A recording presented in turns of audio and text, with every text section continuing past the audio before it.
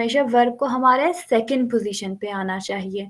जैसे इश गे है nach Hause, I go to home, तो गे है सेकंड, इश के बाद आया है, सेकंड पोजीशन पे आया है सेंटेंस में। Ich trinke Wasser, ich brauche Hilfen, तो ये सब brauche, trinke सेंटेंस में सेकंड पोजीशन पे है। फिर हमने कल trennbare वर्ब पढ़ा। trennbare वर्ब यानी सेपरेबल वर्ब्स, दो ऐसे लफ्ज मिलके एक वर्ब बनाता है। दो डिफरेंट, जिसको अगर काटा जाए या तोड़ा जाए उसके डिफरेंट मतलब निकलते हैं, और जब साथ जुड़ जाए उसका एक अलग मतलब निकलता है, उसको हम trennbare वर्ब कहते हैं। और सेंटेंस में हमेशा ये तोड़ के लिखे जाते हैं। जैसे Ich rufe dich an, I call you, तो anrufen को पहले रूफा लिखा गया, फिर अन अलग करके सेंटेंस के आखिर में लिखा गया। इसका स्ट्रक्चर यही था। जैसे अनरूफन, टू कॉल, किसी को फोन मिलाना, कॉल करना। किसी को कॉल करने को अनरूफन कहते हैं, लेकिन ये सेंटेंस में कैसे यूज होता है, अन और रूफन अलग अलग लिखा जाता है, एक साथ नहीं लिखा जाता अनरूफन।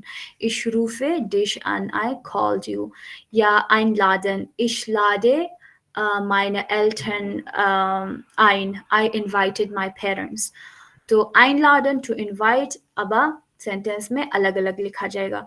तो जो मेन वर्ब हमारा लाजा हो गया, स्टेहा हो गया, aufstehen में स्टेहा सेकंड पोजीशन पे आएगा, einladen में लाडन सेकंड पोजीशन पे आएगा, और ein सेंटेंस के आखिर में जाएगा। तो ये सिंपल सा हमने कल पढ़ा था। आज उसके बरअक्स हम पढ़ेंगे untrennbare Verben, non-separable verbs, trennbare separable, untrennbare non-separable verbs। Example एक लफ्ज देखते हैं, aufstehen, auf और stehen को हमने अलग अलग लिखा तो सेपरेट हो गया। सेंटेंस में ये हमेशा अलग अलग लिखा जाता है। अगर aufstehen का मतलब to get up, if ich stehe sofort auf, I get up immediately, या ich stehe 6 Uhr auf, I get up at 6 o'clock, तो auf सेंटेंस के आखिर में, stehe सेंटेंस के सेकंड पोजीशन पे हमारा वर्ब। अब इसके बरअक्स verstehen का मतलब है to understand। Ich verstehe dich, I understand you. Ich verstehe nicht das, I don't understand this. तो जो verstehen है ये भी दो, एक फर और एक stehen, दोनों को अलग अलग तोड़ो तो मिलके ये अलग अलग इनका मतलब निकलता है, लेकिन सेंटेंस में ये तोड़ के कभी भी नहीं लिखा जाता। आप कभी भी ये नहीं देखोगे फर सेंटेंस के आखिर में जा रहा है। स्टेहन फर स्टेहन हमेशा एक साथ लिखा जाएगा। जो trennbare verbs के साथ होता था उसके मतलब बिल्कुल अपोजिट उन trennbare verbs के साथ होता है। verstehen to understand। As a main verb इसको हम यूज करते हैं। For example, er versteht mich gut, he understand me well। er versteht, he understand, mich me gut well। तो ये untrennbare वर्ब सिंपली हमारा इसका जो प्लेसमेंट पोजीशन है हमारे जैसे हमारा नॉर्मल वर्ब होता है उसी तरह हमारा untrennbare वर्ब्स भी होता है। बट ये है कि untrennbare वर्ब्स दो जो है लफ्ज से मिलके बना होता है, फर और स्टेट, लेकिन अलग अलग नहीं लिखते, इसलिए इसको तोड़ के नहीं लिखते, इसलिए इसको नॉन सेपरेबल कहते हैं। फिर हमारे पास है वेफ्रागन। वेफ्रागन हमने स्ट्रक्चर पढ़ा था, जैसे was machen Sie, wie heißt du, इस तरह जिस सवालों में WH आता है, इसको जरा रिपीट करें। वेफ्रागन कहते हमने ऑलरेडी पढ़ा हुआ है। यहाँ पे कैसे यूज हो रहा है, वैसे जैसे एक नॉर्मल वर्ब ट्रीट होता है उसी तरह untrennbare वर्ब भी वैसे होता है। Warum verstehst du mich nicht? Why don't you understand me? या नाइन फ्रागन में भी वैसे ही है, सब्जेक्ट और मेन वर्ब पोजीशन स्विच करते हैं। Verstehst du mich? Do you understand me? फिर आता है मिट मोडाल वर्ब। मोडाल वर्ब का क्या रूल था, कोई मुझे बता सकता है? जी, उसमें जो है ना वो जो ट्रेंड बारन है वो Shiraz, वो your लास्ट voice में is आता है। very distorted. जो ट्रेंड बारन है ना, उसमें जो मॉडल जो हमारे पास ये ट्रेंड बारन होगा वो आखिर में आएगा जी, सिर्फ मॉडल वर्ब में। ट्रेंड बारह वर्ब में नहीं, हर किस्म के वर्ब में जब जब मॉडल वर्ब हमारे सेंटेंस में आता है तो वो हर किस्म का वर्ब जो सेंटेंस में हो वो और सेंटेंस और के आखिर में और शिफ्ट वो हो जाता है। और वो सेपरेट भी नहीं होगा। जी, वो कॉन्जुगेट भी नहीं होगा और वो सेंटेंस के आखिर में भी होगा और वो सेपरेट भी नहीं होगा अगर ट्रेंड बारह वर्ब है। Arisha, do you have a question? Okay, yes Arisha, वितिशन।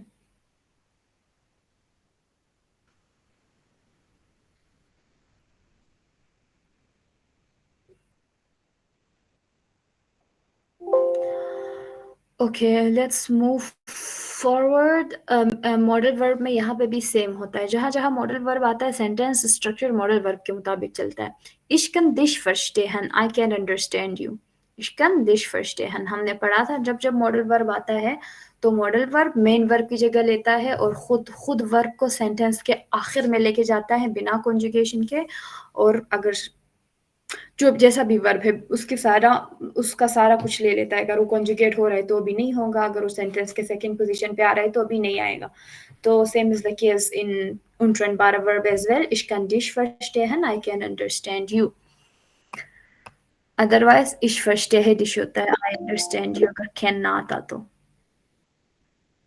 फिर हमारे पास ओके, थैंक यू ऋषा। फिर हमारे पास इसकी कॉन्जुगेशन हम देखते हैं। verstehen का मतलब to understand.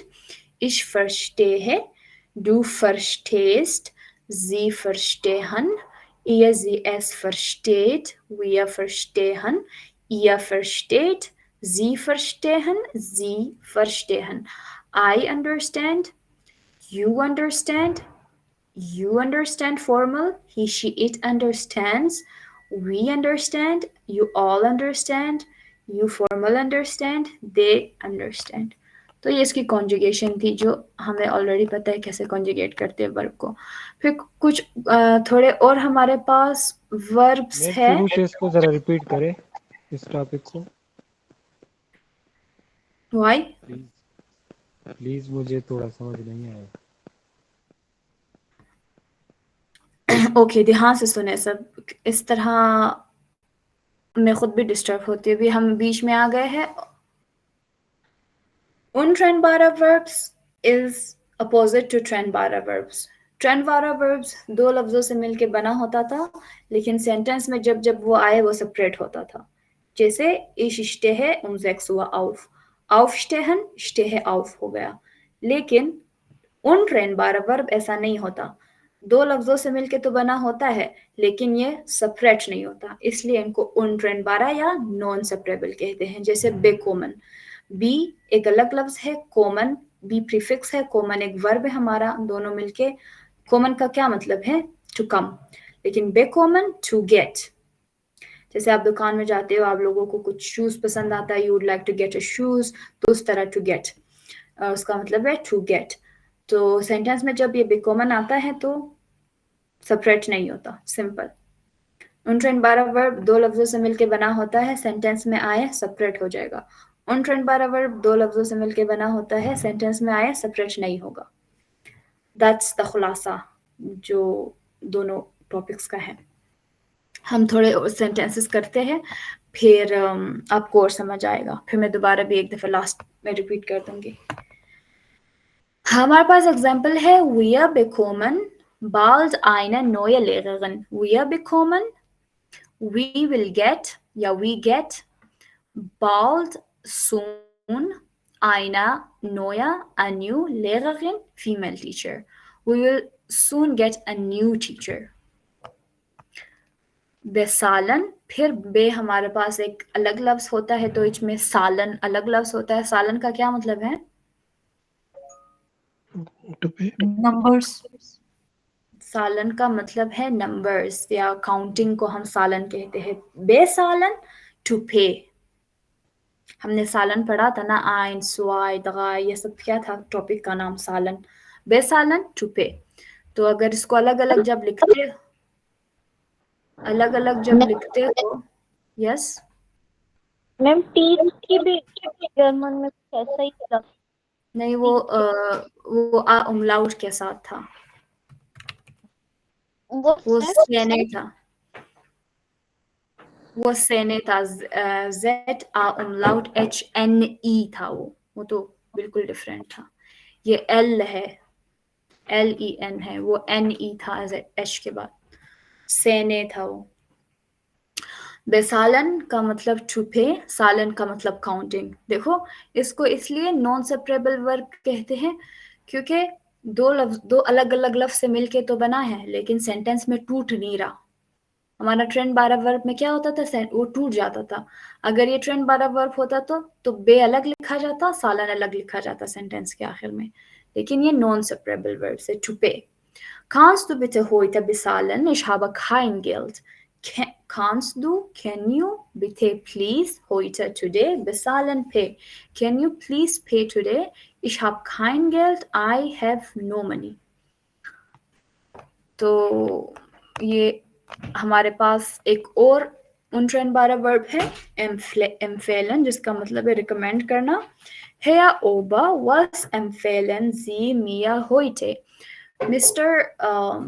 Waiter, what would you recommend me today? Was what empfehlen recommend Sie आप मिया मुझे heute today, आप मुझे आज क्या रिकमेंड करेंगे। फिर हमारे पास है एमफांगन। कल हमने पढ़ा था अनफांगन। अनफांगन क्या था, सेपरेबल वर्ब था। अन सेंटेंस के आखिर में जाता था और फांगन सेंटेंस के सेकंड पोजीशन में जाता था। अनफांगन का क्या मतलब था, To start. to start, to begin, sehr gut। एमफांगन का मतलब है to receive। Der Schulleiter empfängt seine Gäste herzlich। Schulleiter school principal, शूले स्कूल को कहते हैं, लाइटर हेड को कहते हैं, Schulleiter स्कूल हेड या school principal. empfängt receives, seine his, हमने पढ़ा हुआ था possessive pronoun, sein his को कहते थे। Seine his Gäste, गेस्ट मेहमान, herzlich खुश आमदीद या के वार्मली, इस तरह जैसे wholeheartedly. The school principal receives his guest warmly। तो यहाँ पे कुछ भी नहीं हो रहा। उन ट्रेंड वर्ब में बस दो एक प्रीफिक्स और एक मेन वर्ब मिलके एक नया लफ्ज बनाते हैं और वो टूटता नहीं है सेंटेंस में। ट्रेंड वर्ब में टूट जाता था, इधर नहीं टूटता। सो ये बस डिफरेंस है दोनों में। Mein Sohn entdeckt, entdecken एक लफ्ज है जिसका मतलब है डिस्कवर करना। ENT प्रीफिक्स होता है हमारा दोइच में, जैसे अन है, जैसे एम्फ है, जैसे बे है, जैसे ये इस तरह के। और हमारे पास क्या था, फर है, FER, जैसे हमारे पास आउफ है। तो ये सारे हमारे प्रीफिक्सेस हैं। एक प्रीफिक्स और एक मेन वर्ब मिलके जब एक लफ्ज बनाता है तो जो लफ्ज है उसका मतलब चेंज होता है, और कभी कभार वो लफ्ज टूटता है सेंटेंस में आके, कभी कभार नहीं टूटता। जब वो टूट जाता है उसको ट्रेंड 12 वर्ब्स कहते हैं, और जब नहीं टूटता उसको उन ट्रेंड 12 वर्ब्स कहते हैं। अंदेकन, to discover. Mein Sohn entdeckt jeden Tag etwas Neues. Mein Sohn, my son, entdeckt, discovers, jeden Tag, every day. Etwas, something, Neues, new. My son discovers something new every day. फिर हमारे पास एक और लफ्ज है एंथलरिन, जिसका मतलब है खाली करना, कचरा खाली करना, मशीन से पानी खाली करना, बोतल खाली करना। तो एम्प्टी करने को एंथलरिन कहते हैं। Am Montag, on Monday, müssen we must, die Mülltonne dustbin को कहते हैं, the garbage bin entleeren, empty। On Monday we have to empty the garbage bin. यहाँ पे entlerin हमारे सेंटेंस के आखिर में क्यों आया है? Because of the modal verb. Very good. क्योंकि müssen is the modal verb. Must, should, would, could, can, shall, may, would like to, ये सब हमने पढ़ा था क्या है? मॉडल वर्ब से। और जब जब मॉडल वर्ब आता है तो हमारे हर किस्म का वर्ब सेंटेंस के आखिर में आता है। अमोन था क्योंकि यहाँ पे मॉडल वर्ब हमारा म्यूसन आया है with conjugation in the place of verb, तो हमारा खुद वर्ब विदाउट कॉन्जुगेशन सेंटेंस के आखिर में। Am Montag müssen wir die Mülltonne entleeren. On Monday we must empty the garbage bin. Erzählen हमने अभी पढ़ा था बेसालन। बेसालन का मतलब है to pay. Yes, Hafsa? So the modal verb, isn't it supposed to be in the second position? It is in the second position. Am Am Montag. we don't consider prepositions या articles as a separate word. Okay. हाँ, जो am है, दी है, जैसे articles है the boy, हम कहेंगे डेया यूंगा, तो जो डेया यूंगा है द बॉय ये एक ही लफ्ज है, तो उसको हम अलग वर्ड कंसिडर नहीं करते हैं, आर्टिकल्स को और प्रेपोजिशन को, छोटे मोटे उसको, इस वजह से ये सेकंड प्लेस पे ही है। या but that's a good question. फिर हमारे पास एरसेलन है जिसका मतलब है टू टेल या टू नरेट। हमने बेसालन पढ़ा, बेसालन का सालन का मतलब है काउंटिंग, बेसालन टू पे, एरसेलन to narrate.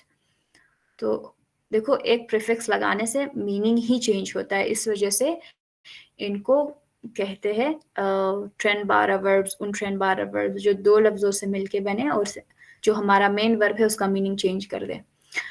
Erzählen, to narrate या to tell. Mein Großvater erzählt interessante Geschichten.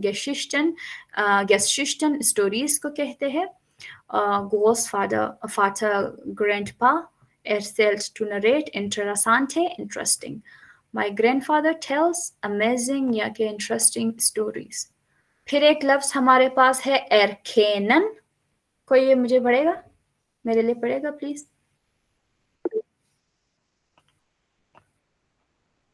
Yes, Hafsa. Erkennen, to recognize. Kannst du mich auf diesem Foto erkennen? Can you recognize me in this photo? Very good. यहाँ पे फिर वही हुआ है, हमारे पास modal verb can आ गया तो erkennen sentence के आखिर में चला गया। अगर erkennen मॉडल वर्ब ना आए तो हम कहेंगे erkennst du mich auf diesem Foto? Do you recognize me in this photo? लेकिन हम पूछ रहे हैं can you recognize me, तो kannst du mich auf diesem Foto erkennen? फिर next Hafsa please, lesson Z.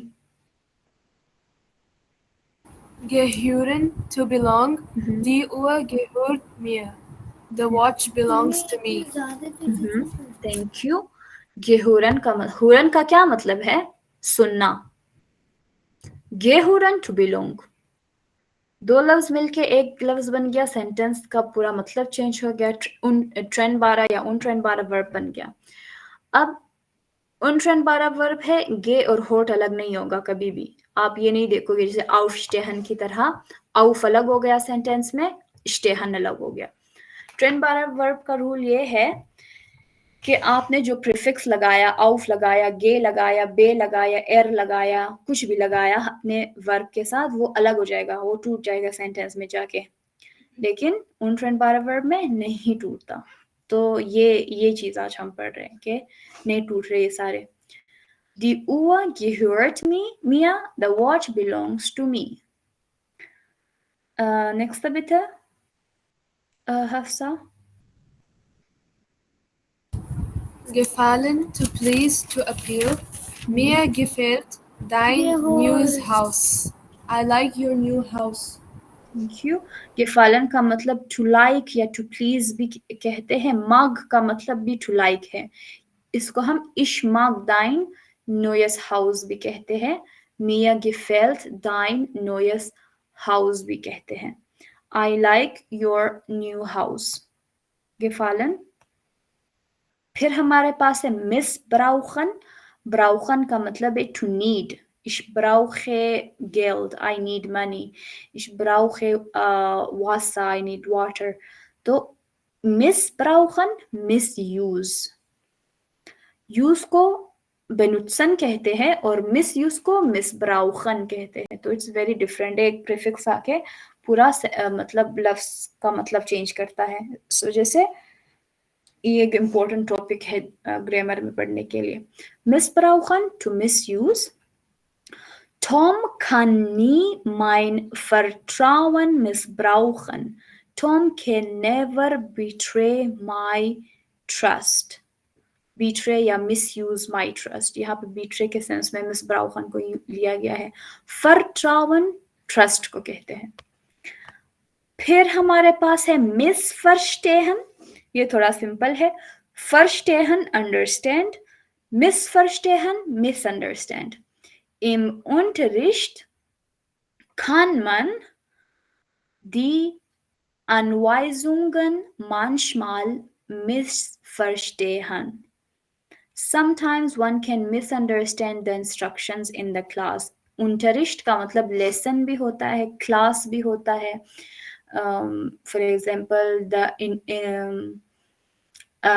Unterricht fängt 6 Uhr an. The Unterricht या the lesson या the class starts at 6 o'clock. Unterricht का मतलब instructions भी कभी कभार होता है। Im Unterricht the instructions can man one या कि people, die Anweisungen manchmal sometimes को कहते हैं, missverstehen misunderstand. Sometimes men या one can misunderstand the instructions in the class. Verkaufen, kaufen का क्या मतलब है? To buy, To buy. Einkaufen, to shop, to shop। और verkaufen का मतलब है to sell। kaufen खुद एक लफ्ज है जिसका मतलब है to buy। einkaufen लगा के हमने उसको trennbare verb कर दिया। verkaufen untrennbare verbs। einkaufen, kaufen और ein हमेशा तोड़ के लिखा जाता है सेंटेंस में, और verkaufen में कभी भी इसको हम फर को तोड़ते नहीं है, इसलिए इसको untrennbare verb या non-separable verb कहते हैं। verkaufen to sell, er verkauft sein altes Haus।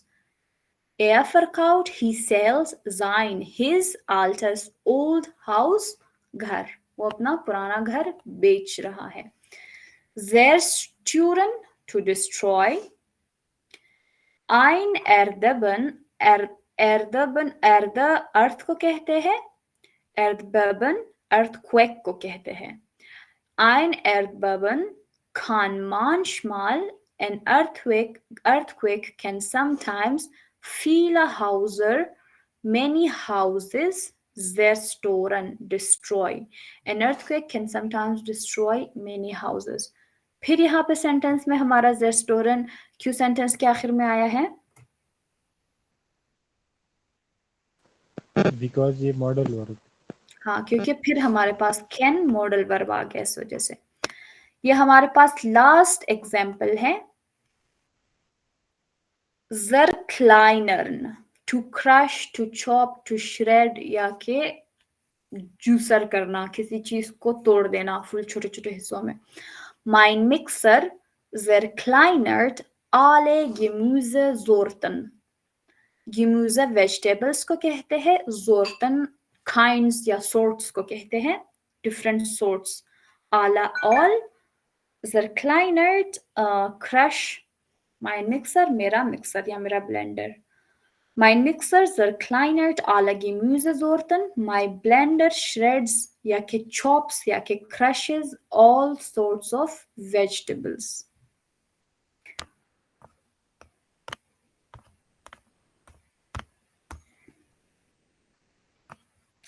मैं एक दफ़ा फिर रिपीट करती हूँ हमारा आज का जो टॉपिक है, फिर हम 1-2 सेंटेंस बनाएंगे and then I will take your questions। कल हमने ट्रेंड 12 वर्ब्स पढ़ा। आज हम उन ट्रेंड 12 वर्ब्स पढ़ेंगे, पढ़ रहे हैं या पढ़ चुके हैं। ट्रेंड 12 वर्ब्स, उन ट्रेंड 12 वर्ब्स दोनों ऐसे वर्ब हैं जो एक प्रीफिक्स और एक वर्ब से बनता है, दो अलग अलग लफ्जों से मिलके बनता है। उसमें एक प्रीफिक्स होता है, एक वर्ब होता है। वो आपको याद रखने की भी जरूरत नहीं है कि एक प्रीफिक्स और एक वर्ब है। दो लफ्ज से मिलके एक लफ्ज बनता है, उसको या ट्रेंड 12 वर्ब्स कहते हैं या इन ट्रेंड 12 वर्ब्स कहते हैं। अब उसको कब कब हमें कैसे पता कौन सा ट्रेंड 12 कौन सा ट्रेंड 12? जब वो सेंटेंस में टूट जाएगा तो वो हमारा ट्रेंड 12 वर्ब है। जैसे aufstehen, जैसे einfangen, जैसे einladen, anrufen। हमने काफी एग्जांपल्स कल किए थे कि जब जब वो सेंटेंस में आता है तो auf अलग हो गया, stehen अलग हो गया, ein अलग हो गया, laden अलग हो गया, anfangen में an अलग हो गया, fangen अलग हो गया। तो इस वजह से इसको ट्रेंड 12 वर्ब या सेपरेबल वर्ब्स कहते हैं। उसके बरअक्स हमारे पास उन ट्रेंड 12 वर्ब्स है जो कि सेम दो लफ्जों से मिलके तो बना होता है लेकिन टूटता कभी नहीं है। फर्स्टेहन आप कभी भी इश फर्स्टे है डिश फर नहीं देखते, आप इश फर्स्टे है डिश देखते हो। तो ये फर्क है दोनों में। दोनों ही एक लफ्ज है जो कि दो लफ्जों से मिलके बना होता है, लेकिन एक ट्रेंड 12 वर्ब टूटता है, उन ट्रेंड 12 वर्ब नहीं टूटता। Er versteht mich gut, he understands me well, या er versteht mich, he understands me। तो ये है आज का लेसन हमारा। सिंपल था। किसी का अगर कोई सवाल है just let me know.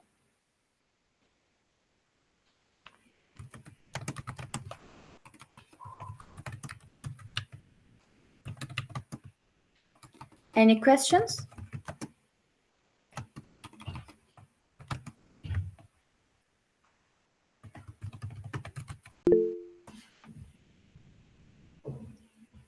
Did someone raise their hand? Okay, फिर हम सब मिलके सेंटेंस बनाते हैं। बहुत सिंपल से, बे हमारे एक प्रीफिक्स होता है। बे से हमने बेसालन पढ़ा, बे से हमने बेखोमन पढ़ा, बेसूखन पढ़ा। नहीं, बेसूखन नहीं है सेंटेंस में। बेसूखन टू विजिट को कहते हैं, बेनवर्टन ईमेल को कहते हैं, राइट टू आंसर को कहते हैं। ये तीन पे आप लोग बनाओ।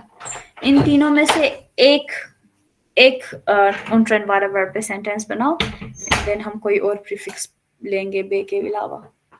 बेसूखन to visit, beschreiben to describe, bezahlen to pay।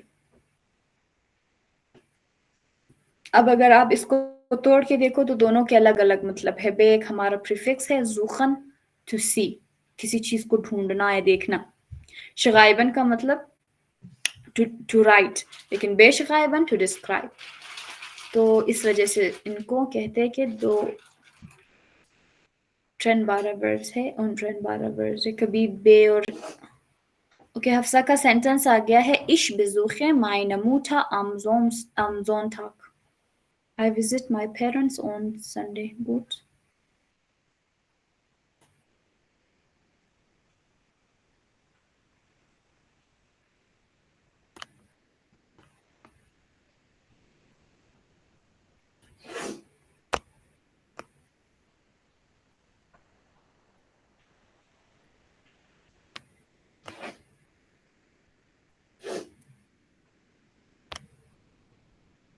उसके अलावा एक और हमारे पास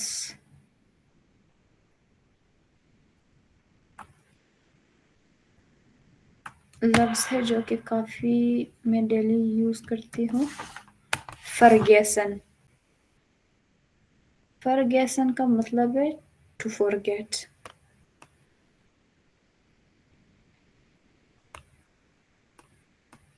उसके लिए भी फॉरगेसन के लिए भी एक सेंटेंस बनाएं गाइस, और सबके सेंटेंसेस प्लीज कमेंट्स में होने चाहिए। Ich bezahle mit Kreditkarte। I pay with credit card।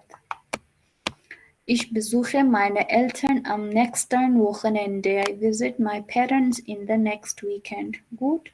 Ich bezahle für das Auto. I pay for the car. Ich beschreibe meine Schwester Deutsch-Lektion. I describe my sister Deutsch का lesson. Ich bezahle, nicht bezahlen. Ich bezahle für den Arzt. I pay for the doctor. Ich bezahle das Restaurant. Ich bezahle das Restaurant.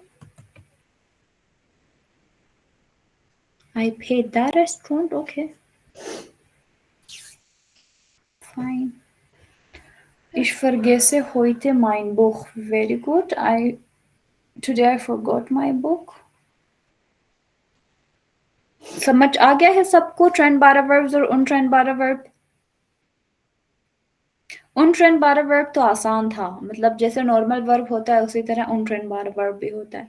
Trend 12 verb थोड़ा मुश्किल था कि हमेशा उसको अलग तोड़ के लिखना है और उसकी पोजीशन भी मैटर करती है।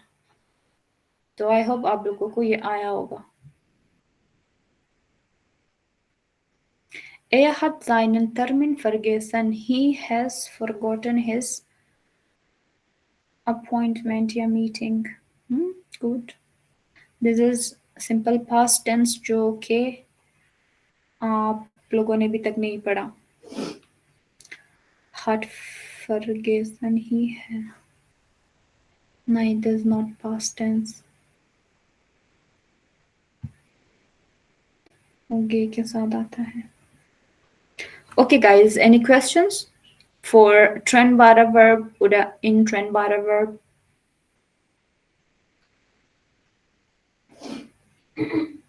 अगर question नहीं है, then we can move forward with our imperatives. वो भी बहुत easy topic है। Ich bezahle für das Essen. I pay for the food. Ich besuche für das Arzt on Montag. Am Montag. I visit for the doctor on Monday. Ich besuche meine Mutter. I visit my parents. Du beschreibst die Dinge schon. You describe was bedeutet Dinge. Okay. You describe the thing already.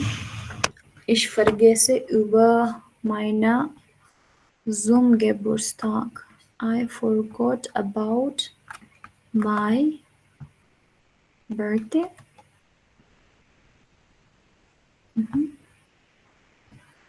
Kannst du bezahlst heute तय्यबा? हमारे sentence में जब can आएगा तो modal verb conjugate भी नहीं होगा और sentence के आखिर आएगा, और ये इंटरोगेटिव है तो आपको एक क्वेश्चन मार्क भी लगाना चाहिए। तो इसका जो करेक्ट फॉर्म है होगा kannst, दू के साथ हम kannst लगाते हैं, एस्टे लगाते हैं। kannst du heute bezahlen? Can you pay today? Noch einmal bitte. Kannst du heute bezahlen? Nicht kann du bezahlt heute. Grammatically, das ist nicht richtig. Können Sie die Lektion beschreiben? Can you describe the lesson? Ich habe vergessen, ich habe vergessen, mich fürs Abendessen fertig zu machen. I have forgot to finish my Abendessen, my dinner.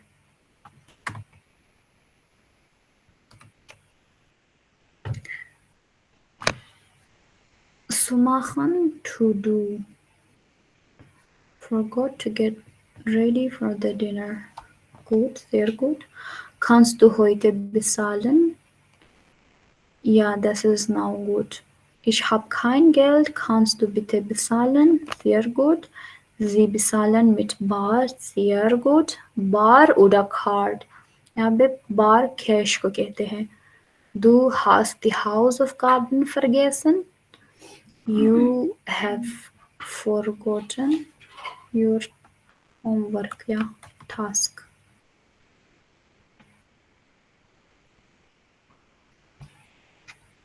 Du vergisst nicht.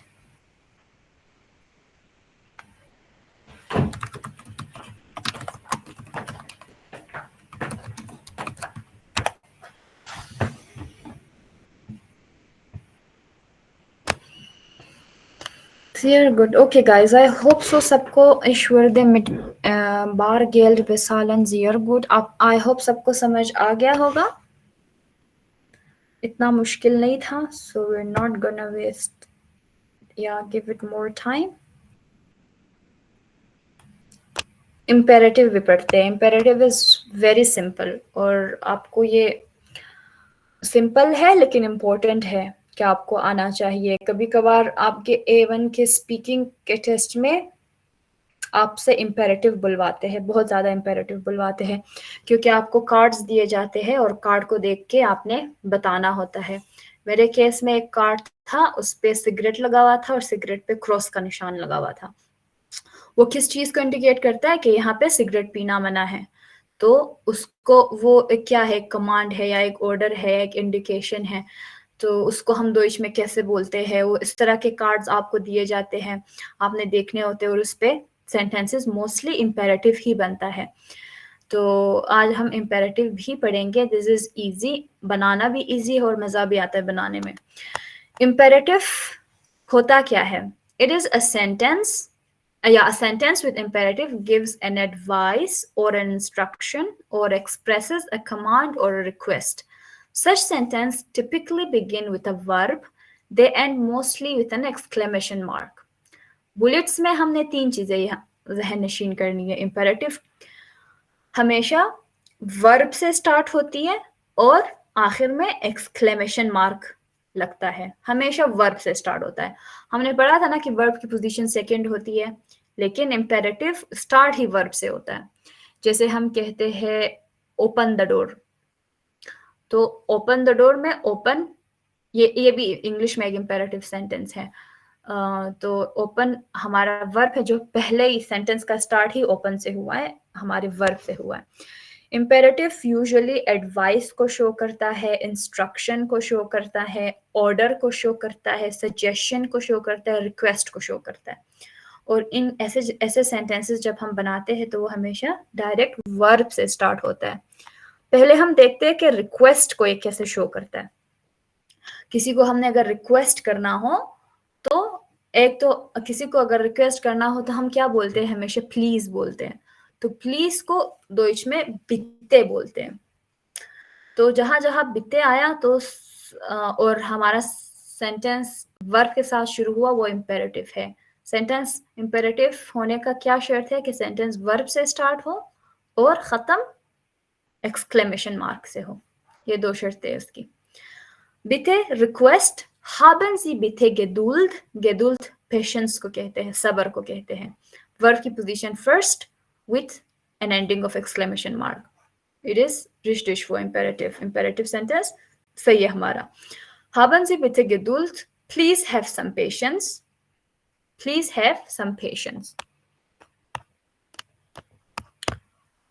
Seien Sie bitte leise. Leise quiet को कहते हैं, खामोश रहना. Seien to be, bitte please. Please be quiet. Seien bitte, seien Sie bitte leise. Please be quiet. फिर command और Aufforderung order को show करता है. Fahr doch jetzt. Jetzt.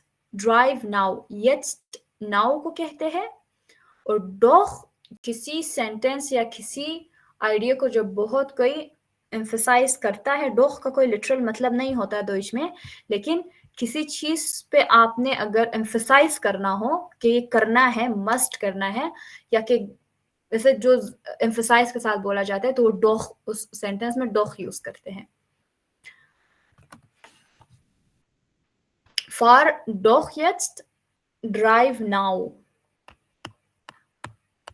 फिर geh sofort nach Hause, go home immediately. Gehen हमने पढ़ा था to go, geh sofort, go immediately, nach Hause to home. Rat advice को कहते हैं bitte trinken Sie mehr Wasser. Bitte please trinken drink Sie आप mehr बहुत more Wasser water. अभी हम ये भी देखेंगे कि हमने बनाना कैसे है imperative sentence. पहले एक दो एग्जांपल करते हैं फिर देखते हैं. Mach regelmäßig die Hausaufgabe, do the homework regularly. Mach to do, machen हमने पढ़ा था, regelmäßig regularly, die Hausaufgabe the homework.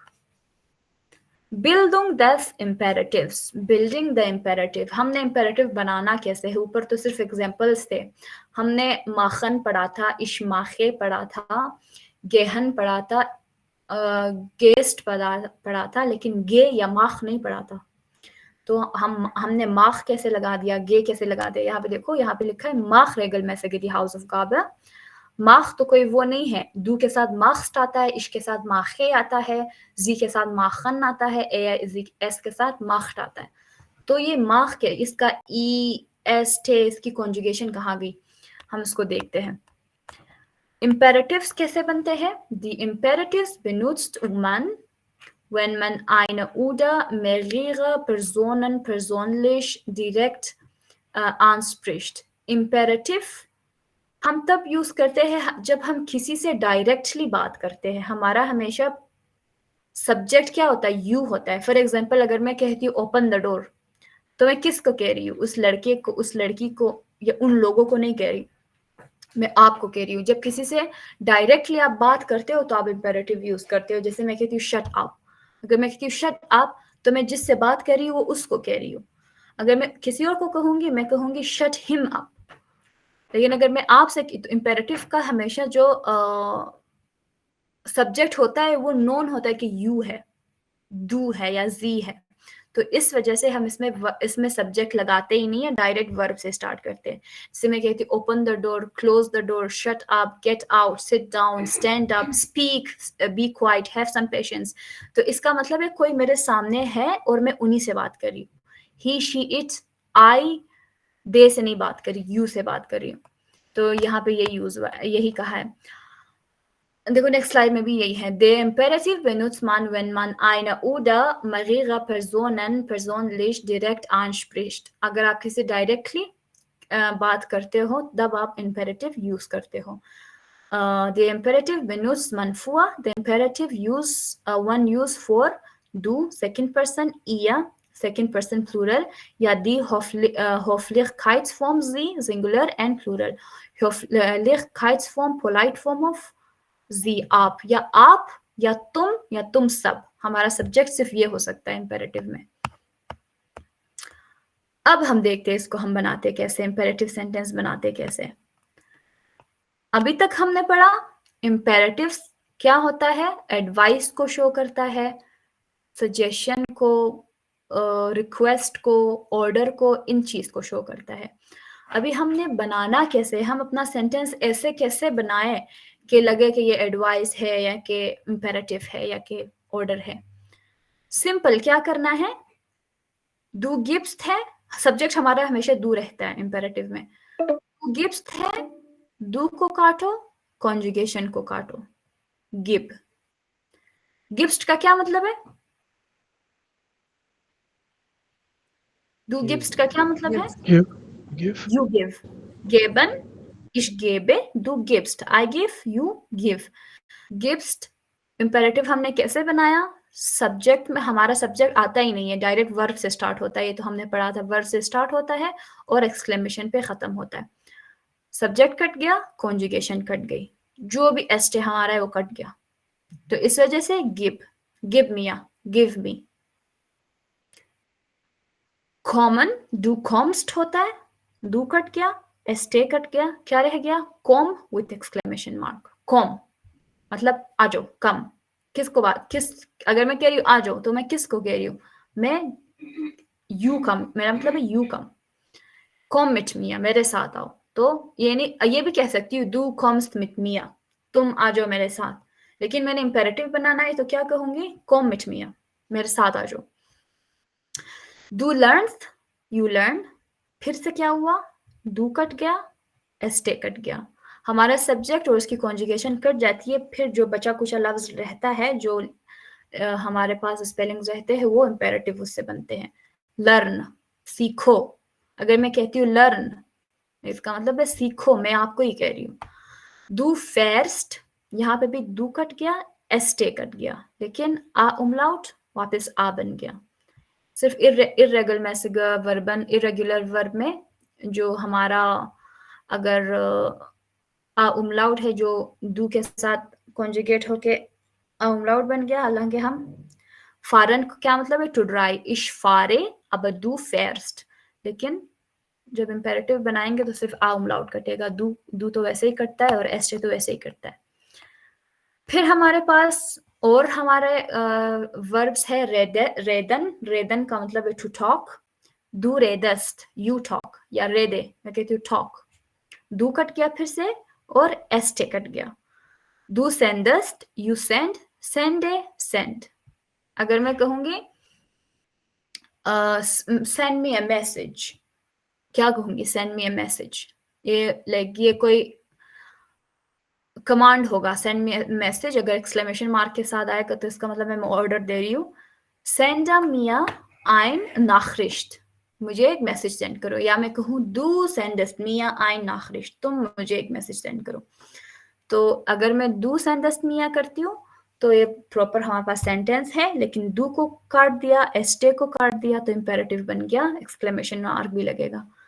Send ein Nachricht, send a message. Du arbeitest, arbeiter, फिर से क्या हुआ, डू कट गया, एस्टे कट गया और एक्सक्लेमेशन मार्क आ गया।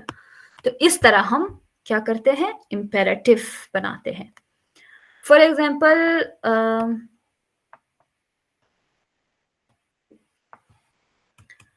ठीक है, वो मैं एग्जाम्पल बाद में बताऊंगी, क्योंकि हमने अभी तक जी पे नहीं है, अभी तक डू पे है हम। डू या अभी पे कर देती हूँ। फॉर एग्जाम्पल मेरे पास वो जो एग्जाम में कार्ड आया था जिसपे सिगरेट पे क्रॉस लगा हुआ था, सिगरेट पीने या स्मोकिंग को हम कहते हैं राउखन।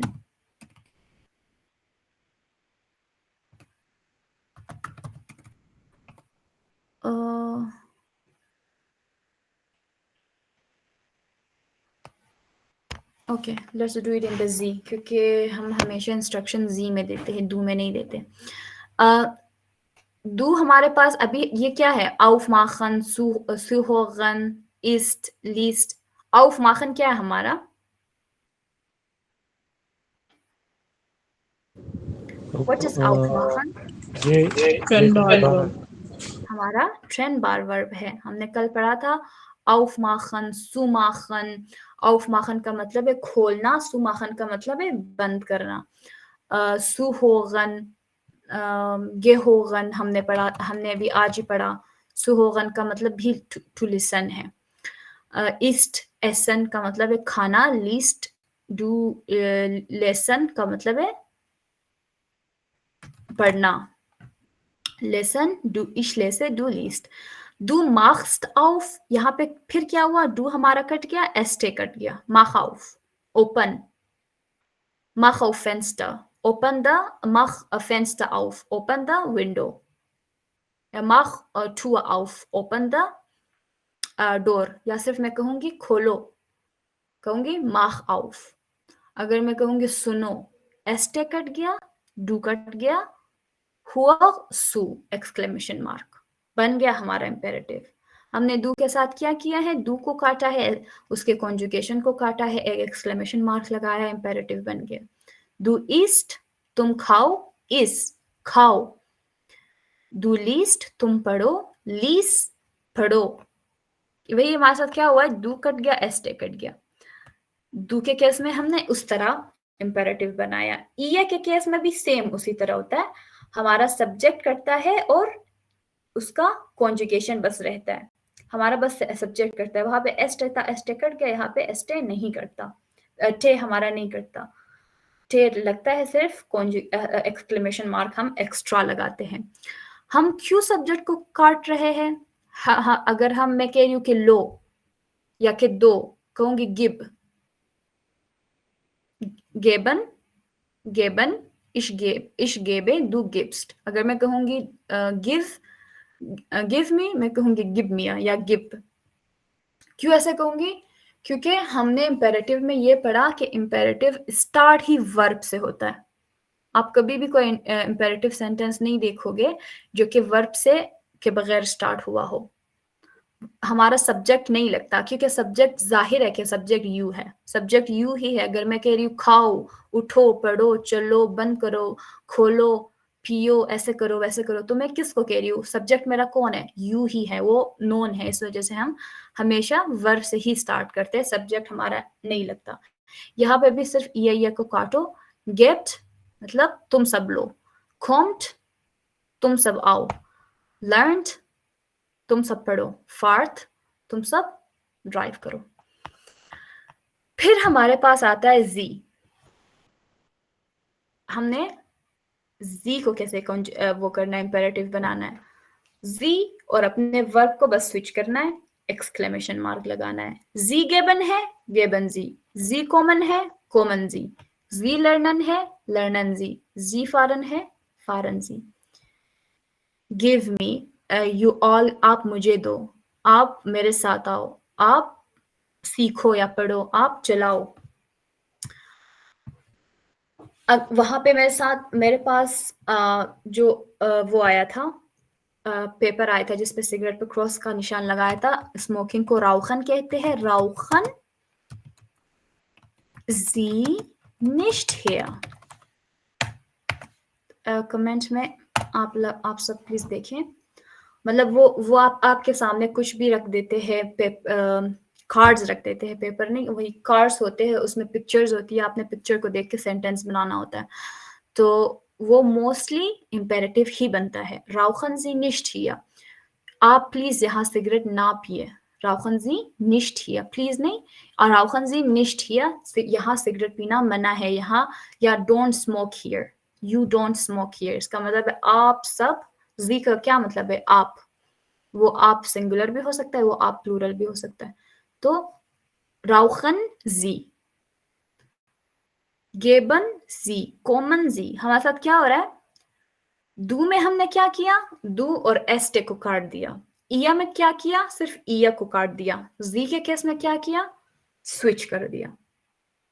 ऐसे हम अपना इंपेरेटिव बनाते हैं। आज यही तक पढ़ेंगे, क्योंकि 5 मिनट हमारा 5 मिनट बाद क्लास खत्म होगी, और नीचे भी सेम चीजें हैं, लेकिन इट विल टेक टाइम। सो दोबारा मैं लेसन का खुलासा, लेक्चर का खुलासा करती हूँ। आज हमने इम्पेरेटिव पढ़ा।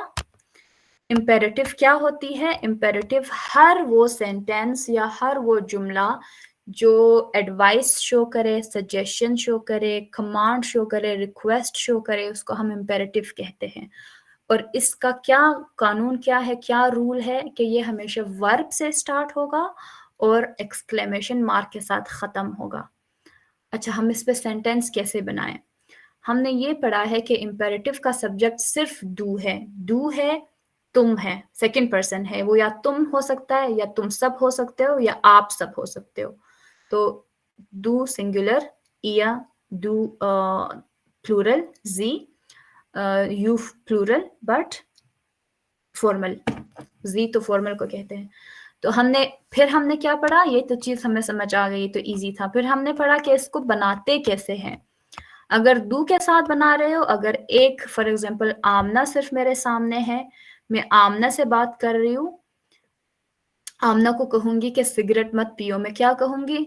राउख निश्ट हिया, राउख निश्ट हिया। दू राउख्स्ट, दू कट गया, एस्टे कट गया, सिर्फ क्या बचा? राउख निश्ट हिया। दू के साथ मैं बनाऊंगी राउख निश्ट हिया, मतलब तुम यहाँ पे सिगरेट मत पियो। अगर मैं तुम सब को कह रही हूं कि बहुत सारे लोग हैं मेरे सामने, आमना भी है, मारिया भी है, तो मैं कहूंगी तुम सब या तुम दोनों राउख्ट nicht hier। सॉरी, मैं एक्सक्लेमेशन मार्क ऊपर लगाना भूल गई। ihr के साथ कहूंगी raucht nicht hier। और अगर sie है, मतलब कोई बूढ़ा आदमी है जिसको मैं रिस्पेक्ट से बात कर रही हूँ, कहूंगी rauchen sie nicht hier। आप यहाँ सिगरेट ना पिए। इस तरह हम अपना इम्पेरेटिव बनाते हैं। दू के साथ दू को काटते हैं, एस्टे को काटते हैं। इया के साथ सिर्फ इया को काटते हैं। जी के साथ राउखन और जी स्विच हो गया। कमेंट्स में please everyone see the comments and tell me if you have any question. कल इसको हम दोबारा पढ़ेंगे।